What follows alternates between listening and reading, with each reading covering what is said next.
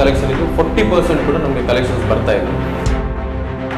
ಒಂದು 325 ಬಸ್ಸಸ್ ಅನ್ನು ಕೂಡ ಅಕ್ಟೋಬರಲ್ಲಿ ನಾವು ಸ್ಟಾರ್ಟ್ ಮಾಡಬೇಕಂತ ಕೂಡ ನಾವು ನಿರ್ಧಾರವನ್ನು ಮಾಡಿದ್ದೇವೆ. ಇಲ್ಲಿ ಯಾರು ಕೆಲಸ ಕಳ್ಕೊಂಡಿಲ್ಲ, ಓನರ್ಸ್ಗಳ ಪರಿಸ್ಥಿತಿ ಭಾರಿ ಹದಗೆಟ್ಟಿದೆ ಅಂತ ಹೇಳಿ ಸರ್ಕಾರದ ಮಟ್ಟದಲ್ಲಿ ಕೂಡ ಯಾವುದೊಂದು ದೊಡ್ಡ ರೀತಿಯ ಒಂದು ಬೆಂಬಲ ಅಂತ ಸಿಗಲಿಲ್ಲ. ಸಾರ್ವಜನಿಕರ ಸೇವೆ ಅಂತೇಳಿ ನಾವು ಆಪರೇಟ್ ಮಾಡ್ತೀವಿ. 6 ಮಂತ್ಸಿಗೆ ಕೊಡೋದಿದ್ರು ಕೂಡ ಒಂದು 3 ಮಂತ್ಸ್ ಆದರೂ ಕೊಟ್ಟರೆ ಈ ಒಂದು ವೇಳೆ ಸಾರಿಗೆ ವ್ಯವಸ್ಥೆ ಒಂದು ಹದಗೆಟ್ಟರೆ ಅದು ಇಡೀ ದೇಶಕ್ಕೆ ಒಂದು ಪರಿಣಾಮ ಬೀಳುತ್ತೆ. ಆ ಕಂಪನಿಗಳು ಇವತ್ತು ಯಾವುದೂ ಇಲ್ಲ. ಸೆಲ್ಫ್ ಎಂಪ್ಲಾಯ್ಮೆಂಟ್ ಅಂತೂ ಖಂಡಿತ ಇದರಲ್ಲಿ ಹೋಗ್ತದೆ. ಜನರಿಗೆ ಕೂಡ ಅದು ಅವೇರ್ನೆಸ್ ಬಂದಿದೆ. ನಾವು ಎಲ್ಲಿ ಜನರಿದ್ದಾರೆ ಅಲ್ಲಿ ನಾವು ನಮ್ಮ ಆಪರೇಟ್ ಮಾಡಲಿಕ್ಕೆ ನಮಗೇನಿಲ್ಲ, 325 ಬಸ್ಗಳನ್ನು ಕೂಡ ನಾವು ಆಪರೇಟ್ ಮಾಡ್ತೇವೆ.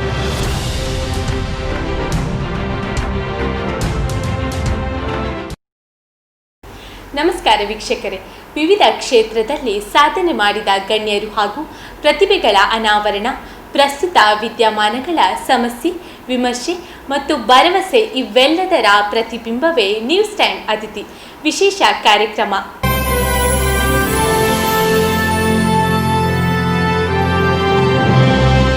ಇಂದಿನ ನ್ಯೂಸ್ ಟೈಮ್ 4ನೇ ಸಂಚಿಕೆಯಲ್ಲಿ ಮಂಗಳೂರು ನಗರದಲ್ಲಿ ಖಾಸಗಿ ಬಸ್ಗಳೇ ಜನಜೀವನದ ಲೈಫ್ ಲೈನ್.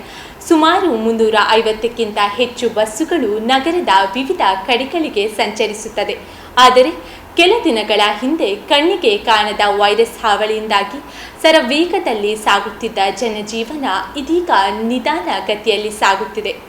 ಕೊರೋನಾ ವೈರಸ್ ನಿಯಂತ್ರಿಸಲು ಸರ್ಕಾರ ಲಾಕ್ಡೌನ್ ಹೇರಿದ್ದು, ಇದರ ಪರಿಣಾಮ ಸಾರಿಗೆ ವ್ಯವಸ್ಥೆ ತೀವ್ರ ನಷ್ಟ ಉಂಟಾಗಿದೆ. ಈ ವಿಷಯದ ಬಗ್ಗೆ ಇವತ್ತು ನಮ್ಮ ಜೊತೆ ಮಾತನಾಡಲು ಸಿಟಿ ಬಸ್ ಮಾಲೀಕರ ಸಂಘದ ಅಧ್ಯಕ್ಷ ದಿಲ್ರಾಜ್ ಆಳ್ವಾ ಅವರು ನಮ್ಮ ಜೊತೆ ಇದ್ದಾರೆ. ಸರ್, ಕಾರ್ಯಕ್ರಮಕ್ಕೆ ನಿಮಗೆ ಸ್ವಾಗತ. ಬೇರೆ ಜಿಲ್ಲೆಗಳಿಗೆ ಹೋಲಿಸಿದ್ರೆ ಮಂಗಳೂರು ನಗರದಲ್ಲಿ ಸಿಟಿ ಬಸ್ಗಳ ಸಂಚಾರ ಜಾಸ್ತಿನೇ ಇದೆ. ಎಲ್ಲಿಗೆ ಹೋಗಬೇಕಾದ್ರೂ ನಾವು 5 ನಿಮಿಷಕ್ಕಾದರೆ ಸಾಕು ಬಸ್ಗಳು ಬರ್ತಿತ್ತು. ಬಟ್ ಈಗ ಬೆಳವಣಿಗೆ ಅಷ್ಟೇ ಬಸ್ಗಳು ಸಂಚರಿಸುತ್ತಿದೆ. ಸೊ ಕೊರೋನಾ ಕಾರಣದಿಂದಾಗಿ ಸಾರಿಗೆ ಬಸ್ ವ್ಯವಸ್ಥೆ ಮೇಲೆ ಯಾವ ರೀತಿ ಪರಿಣಾಮ ಬೀರಿದೆ? ಮುಖ್ಯವಾಗಿ ತಾವು ಗಮನಿಸಿದಾಗೆ ಇಡೀ ರಾಜ್ಯದಲ್ಲಿ ದಕ್ಷಿಣ ಕನ್ನಡ, ಉಡುಪಿ ಅಂದರೆ ಜಾಸ್ತಿ ಅಂದರೆ ಹೈಯೆಸ್ಟ್ ನಮ್ಮ ಪ್ರೈವೇಟ್ ಆಪ್ರೇಟರ್ಸ್ಗಳೇ ಜಾಸ್ತಿ ಇರುವಂಥದ್ದು. ಆಲ್ಮೋಸ್ಟ್ ತಾವು ಪರ್ಸೆಂಟೇಜ್ ವೈಸ್ ಒಂದು 90-95% ಅಂತಲೂ ಹೇಳ್ಬೋದು. ಇಲ್ಲಿ ಮಂಗಳೂರಲ್ಲಿ ವಿಶೇಷವಾಗಿ 325 ಸಿಟಿ ಬಸ್ಗಳಿದೆ. ಇದೊಂದು ಲೈಫ್ ಲೈನ್ ಅಂತಲೇ ತಾವೇನು ಹೇಳಿದ್ರಿ, ಅದು ಸತ್ಯದ ವಿಷಯ. ಯಾಕಂತ ಹೇಳಿದರೆ ಇಡೀ ಜನಜೀವನ ಏನಿತ್ತು ಅದೆಲ್ಲ ಸಿಟಿ ಬಸ್ಗಳ ಒಂದು ಅವಲಂಬನೆಯಿಂದ ನಡೀತಾ ಇತ್ತು.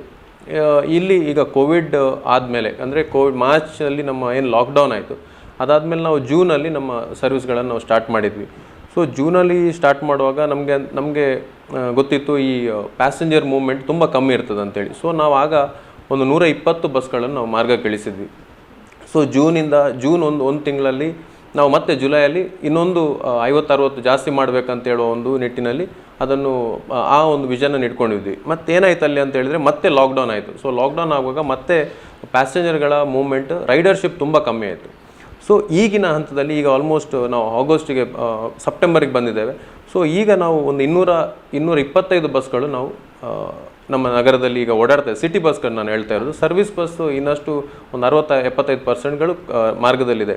ಸೊ ಸಿಟಿ ಬಸ್ ಒಂದು 225 ಬಸ್ಸಸ್ ನಾವು ಮಾರ್ಗದಲ್ಲಿ ಇಳಿಸಿದ್ದೇವೆ.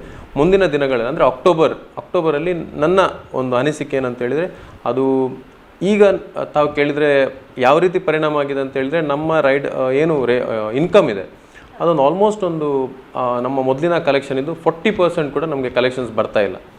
ಸೊ ಆದರೂ ಕೂಡ ನಮ್ಮದು ಏನು ಜನರ ಒಂದು ಸೇವೆಗೋಸ್ಕರ ಮತ್ತು ಸಿಟಿ ಬಸ್ ಏನು ಲೈಫ್ ಲೈನ್ ಆಗಿ ಏನು ಉಳಿಬೇಕು, ಮತ್ತೆ ಕೂಡ ಇದು ಸರ್ವಿಸ್ ನಮ್ಮ ಪ್ರೈವೇಟ್ ಆಪ್ರೇಟರ್ಸ್ಗಳಲ್ಲಿ ಮತ್ತೆ ಕೂಡ ನಾವು ಏನು ನಗರಕ್ಕೆ ಒಂದು ಸೇವೆ ಮಾಡಬೇಕಂತ ಹೇಳೋ ದೃಷ್ಟಿಯಿಂದ ನಷ್ಟ ಆದರೂ ಕೂಡ ನಾವು ಬಸ್ಗಳನ್ನು ಓಡಿಸಿದ್ದೇವೆ. ಮತ್ತು ಮುಂದಿನ ಅಕ್ಟೋಬರಲ್ಲಿ ನಾವು ಇನ್ನಷ್ಟು ಬಸ್ಗಳನ್ನು ಅಂದರೆ ಆಲ್ಮೋಸ್ಟ್ ಒಂದು 325 ಬಸ್ಸನ್ನು ಕೂಡ ಅಕ್ಟೋಬರಲ್ಲಿ ನಾವು ಸ್ಟಾರ್ಟ್ ಮಾಡಬೇಕಂತ ಕೂಡ ನಾವು ನಿರ್ಧಾರವನ್ನು ಮಾಡಿದ್ದೇವೆ.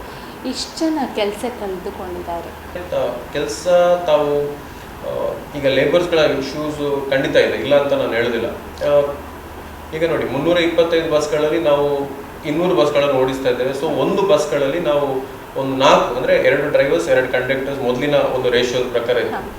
ಈಗ ಏನಾಗಿದೆ ಅಂತ ಹೇಳಿದರೆ ನಮ್ಮ ನಗರದಲ್ಲಿ ಆಲ್ಮೋಸ್ಟ್ ಈಗ 8 ನಾವು 11 ಓ ಕ್ಲಾಕ್ವರೆಗೆ ನಮ್ಮ ಬಸ್ಗಳಿತ್ತು, ಅಂದರೆ 10:30ವರೆಗೆ ಲಾಸ್ಟ್ ಬಸ್ಗಳಿತ್ತು. ಈಗ ಅಂಥ ಒಂದು ಮೂಮೆಂಟ್ ಕಾಣ್ತಾ ಇಲ್ಲ. ಒಂದು 8:39ಗೆ ನಮ್ಮ ಬಸ್ಗಳು. ಸೊ ಇಲ್ಲೇನಾಗಿದೆ ಅಂತ ಹೇಳಿದರೆ ಕೆಲವು ಡ್ರೈವರ್ಸ್ಗಳು ಸಿಂಗಲ್ ಡ್ಯೂಟಿ ಮಾಡ್ತಾರೆ, ಅಂದರೆ ಅವರೇ ಮಾಡ್ತಾ ಇದ್ದಾರೆ ಕೆಲವರು. ಸೊ ಇನ್ನೂ ಕೆಲವರು ನಾವು ಅಡ್ಜಸ್ಟ್ಮೆಂಟ್ ರೂಪದಲ್ಲಿ, ಅಂದರೆ ಯಾರು ನಮ್ಮೊಟ್ಟಿಗೆ ಕೆಲಸಕ್ಕಿದ್ರು ಅವರಿಗೆ ಒಂದು ರೇಷಿಯೋ ವೈಸ್, ಅಂದರೆ ಅಷ್ಟು ಡ್ಯೂಟಿ ಸಿಗದಿದ್ರು ಕೂಡ ಒಂದು 15 ಮೊದಲೊಂದು ಕಂಡಕ್ಟರ್ ಡ್ರೈವರ್ಸ್ಗೆ 15 ಡ್ಯೂಟಿ ಸಿಗ್ತಾಯಿತ್ತು. ಈಗ ನಾವೇನು ಮಾಡಿದ್ವಿ, ಒಂದು 7-8 ಡ್ಯೂಟಿ ಸಿಗ್ತಾ ಇದೆ ಅವರಿಗೆ. ಮತ್ತು ಅವರ ಇನ್ಕಮ್ ಇದರಲ್ಲಿ ಕೂಡ ಸ್ವಲ್ಪ ಕಮ್ಮಿ ಮಾಡಿದೆ. ಯಾಕಂತೇಳಿ ನಮ್ಮ ಇನ್ಕಮ್ ಕೂಡ ತುಂಬ ಅದರಲ್ಲಿ ರೇಷಿಯೋ ನಾನು ಹೇಳಿದಾಗೆ ಒಂದು ಆಲ್ಮೋಸ್ಟ್ 60% ಡೌನ್ ಆಗಿದೆ. ಸೊ ಆ ರೇಷಿಯೋದಲ್ಲಿ ಕಳ್ಕೊಂಡವರು ನಾನು ಅಂತ ಹೇಳೋದಿಲ್ಲ, ಯಾಕಂದರೆ ನಮ್ಮದು ಒಂದು ಸರ್ವಿಸ್ ಯಾವುದು ಪ್ರೈವೇಟ್ ಸೆಕ್ಟರ್ ಆಗಿರೋದ್ರಿಂದ ಇಲ್ಲಿ ಯಾರೂ ಕೆಲಸ ಕಳ್ಕೊಂಡಿಲ್ಲ. ಒಂದು ಅವರು ಇಲ್ಲ ಬೇಡ ಅಂತ ಹೇಳೋ ಇದ್ದಾರೆ ಹೊರತು ನಾವ್ಯಾಗಿ ನೀವು ಹೋಗಿ ಅಂತೇಳಿ ಯಾರಿಗೂ ಹೇಳಿಲ್ಲ. ಕೋವಿಡ್ ಸಂದರ್ಭದಲ್ಲಿ ಕೂಡ ನಾವು ಅವರನ್ನು ಆ್ಯಸ್ ಎ ಅಸೋಸಿಯೇಷನ್ ಅವರಿಗೆ ಏನು ಹೆಲ್ಪ್ ಮಾಡಲಿಕ್ಕೆ ಆಗದಿದ್ದರೂ ಕೂಡ, ಬಟ್ ಒಂದು ಇಂಡಿವಿಜುವಲ್ ಇದರಲ್ಲಿ, ಅಂದರೆ ನಮ್ಮ ಕಂಪನಿಯಲ್ಲಿ ಯಾರು ವರ್ಕರ್ಸ್ ಇದ್ದಾರೆ ಅವರಿಗೆ ನಾವು ಸಪೋರ್ಟ್ ಮಾಡುವಂಥದ್ದು ನಾವು ನಿರಂತರವಾಗಿ ಮಾಡಿದ್ದೇವೆ 2 ತಿಂಗಳು ಕೂಡ.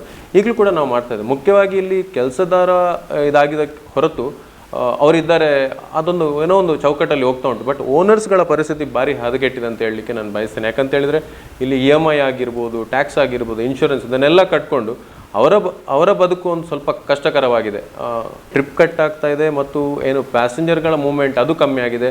ಸೊ ಇಲ್ಲೇನಾಗಿದೆ, ನಮಗೆ ಸರ್ಕಾರದ ಮಟ್ಟದಲ್ಲಿ ಕೂಡ ಯಾವುದೋ ಒಂದು ದೊಡ್ಡ ರೀತಿಯ ಒಂದು ಬೆಂಬಲ ಸಿಗಲಿಲ್ಲ. ಇದು ಕೇಂದ್ರ ಸರ್ಕಾರ ಆಗಲಿ ಅಥವಾ ರಾಜ್ಯ ಸರ್ಕಾರ ಮುಖ್ಯವಾಗಿ ನಮ್ಮ ಬೇಡಿಕೆ ಎತ್ತಿನಂದರೆ ನೀವು ಟ್ಯಾಕ್ಸ್ ಎಕ್ಸಂಪ್ಷನ್ ಕೊಡಬೇಕಂತೇಳಿ. ಸೊ ಅದು ಕೂಡ ಆಗಲಿಲ್ಲ. ಸೊ ಆದರೂ ಕೂಡ ಆ ಒಂದು ಕಷ್ಟದ ಪರಿಸ್ಥಿತಿಯಲ್ಲಿ ಕೂಡ ನಮ್ಮ ಏನು ಬಸ್ ಮಾಲಕರೇನಿದ್ದಾರೆ ಅವರು ಬಸ್ಗಳನ್ನು ಆಪ್ರೇಟ್ ಮಾಡ್ತಾರೆ. ಮುಖ್ಯ ಉದ್ದೇಶ ಇಲ್ಲಿ ಬಸ್ ಆಪ್ರೇಟ್ ಮಾಡಲಿಕ್ಕೆ ಒಂದು ಸಾರ್ವಜನಿಕರ ಸೇವೆ ಅಂತೇಳಿ ನಾವು ಆಪ್ರೇಟ್ ಮಾಡ್ತೀವಿ. ಇನ್ನೊಂದು ಲೇಬರ್ಸ್ಗಳಿಗೆ ಅವರ ಏನು ದೈನಂದಿನ ದಿನಗಳಿಗೆ ಕಷ್ಟ ಆಗಬಾರ್ದು ಅಂತ ಹೇಳೋ ದೃಷ್ಟಿಯಿಂದ ನಾವು ಬಸ್ಗಳನ್ನು ಓಡಿಸ್ತಾ ಇದ್ದೇವೆ. ಈಗ ತೆರಿಗೆ ವಿನಾಯಿತಿಗೆ ಈಗಾಗಲೇ ನೀವು ಸರ್ಕಾರಕ್ಕೆ ಮನವಿ ಮಾಡಿದ್ದೀರಾ, ಬಟ್ ಮುಂಬರುವ ದಿನಗಳಲ್ಲಿ ಸರ್ಕಾರ ನಿಮಗೆ ರೆಸ್ಪಾನ್ಸ್ ಮಾಡ್ತದೆ ಹೇಳುವ ಒಂದು ಭರವಸೆ ಇದೆಯಾ? ಬೆಂಗಳೂರಲ್ಲಿ ವಿಕಾಸ್ ಸೌಧದಲ್ಲಿ ನಮ್ಮ ಮಾನ್ಯ ಸಾರಿಗೆ ಸಚಿವರೊಟ್ಟಿಗೆ ನಮಗೆ ಮೀಟಿಂಗ್ ಇತ್ತು. ಸೊ ಈ ಮೀಟಿಂಗಲ್ಲಿ ಹಲವಾರು ಸಂಘಟನೆ, ಅಂದರೆ ರಾಜ್ಯದ ಸಂಘಟನೆಗಳು ಎಲ್ಲ ಭಾಗಿಯಾಗಿದ್ದು, ಅದು ಲೇಬರ್ಸ್ ಆಗಿರ್ಬೋದು ಮತ್ತು ನಮ್ಮ ಓನರ್ಸ್ ಯೂನಿಯನ್ಸ್ ಎಲ್ಲರೂ ಅಲ್ಲಿದ್ದರು. ಇಲ್ಲಿ ನಮ್ಮ ಬೇಡಿಕೆ ಏನಿತ್ತು ಅಂತೇಳಿದರೆ, ಒಂದು ಕ್ವಾರ್ಟರ್ ಅಂದರೆ 6 ಮಂತ್ಸಿಗೆ ನೀವು ಟ್ಯಾಕ್ಸ್ ಎಕ್ಸಂಪ್ಷನನ್ನು ಕೊಡಬೇಕು. ಮತ್ತು ಮುಂದಿನ ದಿನಗಳಲ್ಲಿ ಅಂದರೆ ಈ ಏನು ರೋಡ್ ಟ್ಯಾಕ್ಸ್ ಇದೆ ಅದನ್ನು ಕಮ್ಮಿ ಮಾಡಬೇಕಂತ ಹೇಳೋದಷ್ಟು ನಾವು ನಮ್ಮ ಮನವಿಯನ್ನು ಮಾಡಿದ್ವಿ. ಮತ್ತು ಇನ್ನೊಂದು, ನಮ್ಮ ಸರ್ಕಾರದ ನೌಕರರಿಗೆ, ಅಂದರೆ KSRTCಯ ನೌಕರರಿಗೆ ತಾವೇನು ಇಷ್ಟೊಂದು ಸವಲತ್ತನ್ನು ಕೊಟ್ಟಿದ್ದೀರಿ, ಮತ್ತು ರಿಕ್ಷಾ ಡ್ರೈವರ್ಸ್ಗಳಿಗೆ ತಾವು ಏನು 5,000 ಇದು ಕೊಟ್ಟಿದ್ದೀರಿ, ಅಮೌಂಟನ್ನು ತಾವೇನು ಕ್ರೆಡಿಟ್ ಮಾಡಿದ್ದೀರಿ, ಅದು ನಮ್ಮ ಎಂಪ್ಲಾಯೀಸ್ ಕೂಡ ಮಾಡಬೇಕಂತ ಹೇಳೋ ದೃಷ್ಟಿಯಲ್ಲಿ ನಾವು ಮನವಿಯನ್ನು ಕೊಟ್ವಿ. ಸೊ ಅಲ್ಲಿ ಏನಾಯಿತು, ನಮ್ಮ ಸಾರಿಗೆ ಸಚಿವರು ಹೇಳಿದಾಗೆ ಅವರು ಏನು ಹೇಳ್ತಾರೆ ಅಂತೇಳಿ, ನಮ್ಮ ಸರ್ಕಾರ ಈಗ ಕಷ್ಟದ ಪರಿಸ್ಥಿತಿಯಲ್ಲಿದೆ, ನಮ್ಗೆ ಗೊತ್ತಿದೆ, ತಾವೆಲ್ಲ ಕಷ್ಟದಲ್ಲಿದ್ದೀರಿ, ಯಾಕಂದ್ರೆ ನಾವು ಕೂಡ KSRTC ಏನು ಇನ್ಕಮ್ ಇದೆ ಅದೆಲ್ಲ ನಮ್ಗೆ ಗೊತ್ತಿದೆ. ಬಟ್ ಇವತ್ತು ಟ್ಯಾಕ್ಸ್ ಎಕ್ಸಂಪ್ಷನ್ ಕೊಡಲಿಕ್ಕೆ ನಮಗೆ ಅಷ್ಟೊಂದು ಫ್ರೀ ಹ್ಯಾಂಡ್ ಇಲ್ಲ. ಇಷ್ಟು ವರ್ಷ ತಾವು ಯಾವುದೇ ಸಬ್ಸಿಡಿಯನ್ನು ಕೇಳಿಲ್ಲ, ತಾವು ತಮ್ಮಷ್ಟಕ್ಕೆ ಟ್ಯಾಕ್ಸ್ಗಳನ್ನು ಕಟ್ಟು ನೀವು ಸೇವೆಯನ್ನು ಕೊಟ್ಟಿದ್ದೀರಿ, ನಾನು ಅದರ ಬಗ್ಗೆ ಇಲ್ಲ ಅಂತ ಅವರು ಏನು ಹೇಳಿಲ್ಲ. ಬಟ್ ಈಗಿನ ಪರಿಸ್ಥಿತಿಯಲ್ಲಿ ನಮಗೆ ತುಂಬ ಕಷ್ಟ ಆಗ್ತದೆ ಅಂತ ಹೇಳೋ ಮಾತನ್ನು ಅವರು ಹೇಳಿದರು.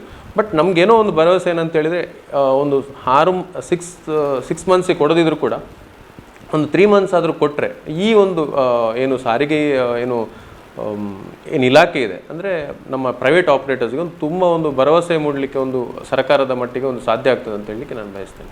ಪರಿಸ್ಥಿತಿ ಇದೇ ರೀತಿ ಮುಂದುವರೆದರೆ ಸಾರಿಗೆ ಉದ್ಯಮ ಯಾವ ರೀತಿಯ ಅಪಾಯವನ್ನು ಎದುರಿಸಬಹುದು? ಇಲ್ಲಿ ತಾವು ಸಾರಿಗೆ ವ್ಯವಸ್ಥೆ ಅಂತ ಹೇಳಿದರೆ ಅದು ಪ್ರೈವೇಟ್ ಆಗಿರ್ಬೋದು, KSRTC ಆಗಿರ್ಬೋದು.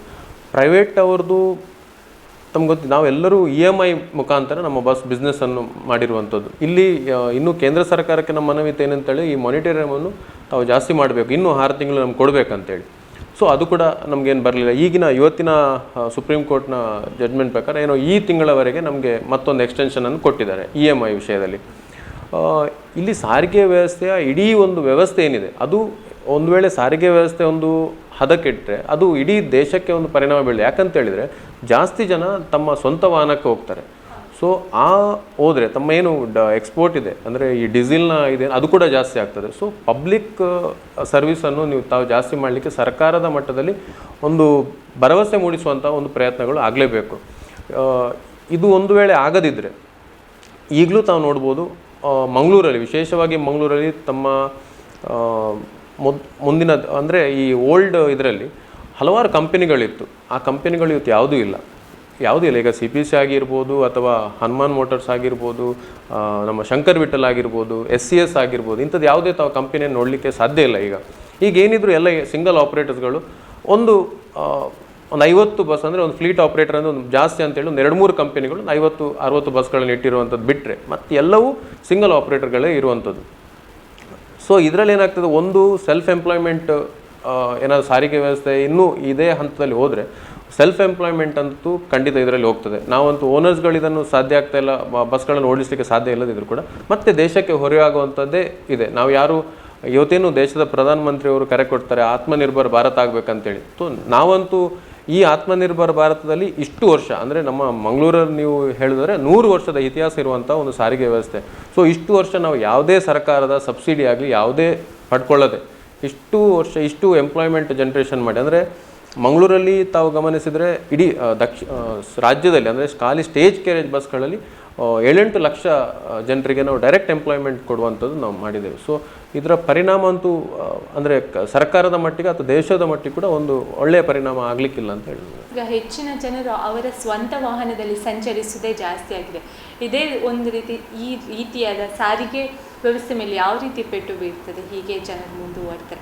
ಹೀಗೆ ಪರಿಸ್ಥಿತಿ ಮುಂದುವರೆದ್ರೆ ಖಂಡಿತವಾಗಿ ನಮಗೆ ಬಸ್ಗಳನ್ನು ಆಪ್ರೇಟ್ ಮಾಡಲಿಕ್ಕೆ ಸಾಧ್ಯತೆ ಇಲ್ಲ. ಇನ್ನೊಂದು ನಮ್ಮ ದೇಶದ ಇದರಲ್ಲಿ ನಮ್ಮ ಏನು ಸ್ವಂತ ವಾಹನದಲ್ಲಿ ಎಲ್ಲ ಹೊರಟ್ರೆ ಈ ಏರ್ ಪೊಲ್ಯೂಷನ್ ಆಗಿರ್ಬೋದು, ನಮ್ಮ ಪರಿಸರದ ಮೇಲೂ ಕೂಡ ತುಂಬ ಒಂದು ಪರಿಣಾಮ ಬೀರ್ತದೆ. ಸೊ ಇಲ್ಲಿ ನೋಡಿ, ಒಂದು ಬಸ್ಸಲ್ಲಿ ಒಂದು 40 ಜನ ಹೋದರೂ ಕೂಡ ಅದೇ ಒಂದು ನೀವು ಕಾರಿಗೆ ಕಂಪೇರ್ ಮಾಡಿದ್ರೆ 10 ಕಾರ್ ಬೇಕಾಗ್ತದೆ. ಸೊ ಈ ಪಬ್ಲಿಕ್ ಟ್ರಾನ್ಸ್ಪೋರ್ಟ್ ಏನಂತ ಹೇಳಿದ್ರೆ ಇವತ್ತು ಮಂಗಳೂರಿನ ಮಟ್ಟದಲ್ಲಿ ಇವತ್ತು ಸಾರಿಗೆ ವ್ಯವಸ್ಥೆ ಅದು ಇಡೀ ರಾಜ್ಯದಲ್ಲಿ ಅಥವಾ ನಾನು ಹೇಳ್ಬೋದು ಇಡೀ ದೇಶದಲ್ಲಿ ಅಂಥ ವ್ಯವಸ್ಥೆ ಎಲ್ಲಿಯೂ ಇಲ್ಲ. ಯಾಕಂತೇಳಿದರೆ ಇಲ್ಲಿ ನೀವು ಮ್ಯಾಕ್ಸಿಮಮ್ ಒಂದು 5 to 6 ಮಿನಿಟ್ಸ್ ನೀವು ಕಾಯಬೇಕಾಗ್ತದೆ ಒಂದು ಬಸ್ಸಿಗೆ. ಅದೇ ನೀವು ನಮ್ಮ ಮಂಗಳೂರು ಉಡುಪಿ 2-3 ನಿಮಿಷಕ್ಕೆ ಒಂದು ಬಸ್ಗಳು ಸಿಗ್ತದೆ. ಸೊ ಆ ಒಂದು ಮಟ್ಟದ ರೇಷದಲ್ಲಿ ಇಲ್ಲಿ ಬಸ್ಗಳು ಓಡಾಡ್ತಾ ಇದೆ.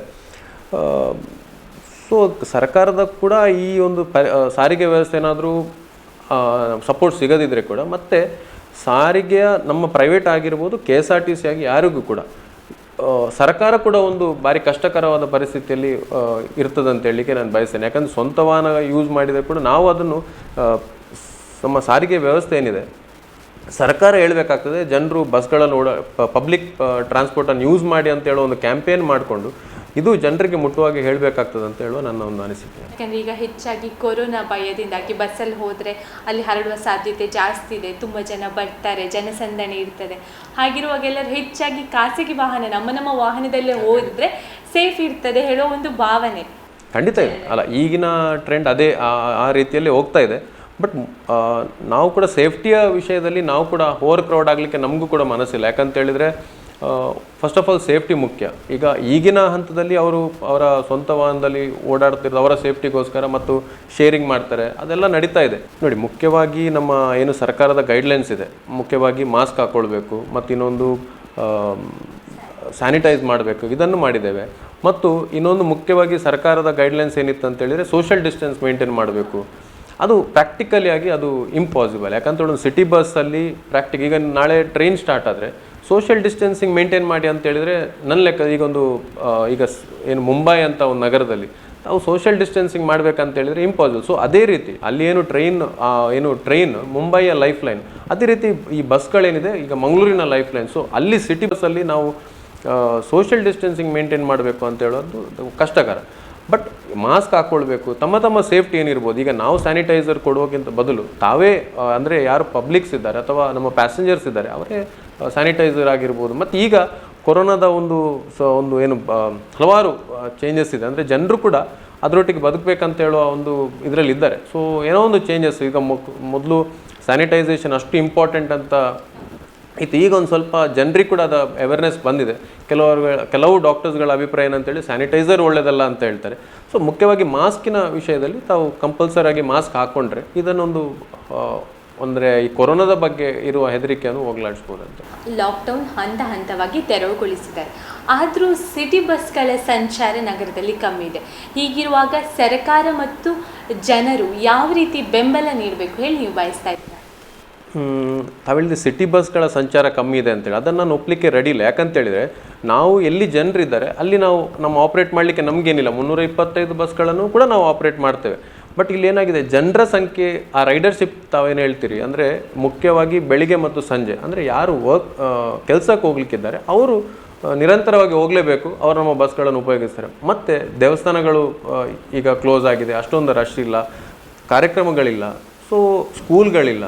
ಸೊ ಇದೆಲ್ಲ ಸ್ಟಾರ್ಟ್ ಆದಮೇಲೆ ಆಟೋಮೆಟಿಕ್ ಪ್ಯಾಸೆಂಜರ್ಸ್ ಕೂಡ ಜಾಸ್ತಿ ಆಗ್ಬೋದು. ಮತ್ತು ನಗರದಲ್ಲಿ ಯಾವ ರೀತಿ ಮೊದಲು 325 ಸಿಟಿ ಬಸ್ಗಳು ಓಡಾಡ್ತಾಯಿದ್ದು ಅದು ಮೊದಲಿನಾಗೆ ಕಂಟಿನ್ಯೂ ಆಗಲಿಕ್ಕೆ ನಾವು ಏನು ಕ್ರಮ ಕೈಗೊಳ್ಕೊಳ್ಬೇಕು ಅದು ನಾವು ತಗೊಳ್ತೇವೆ.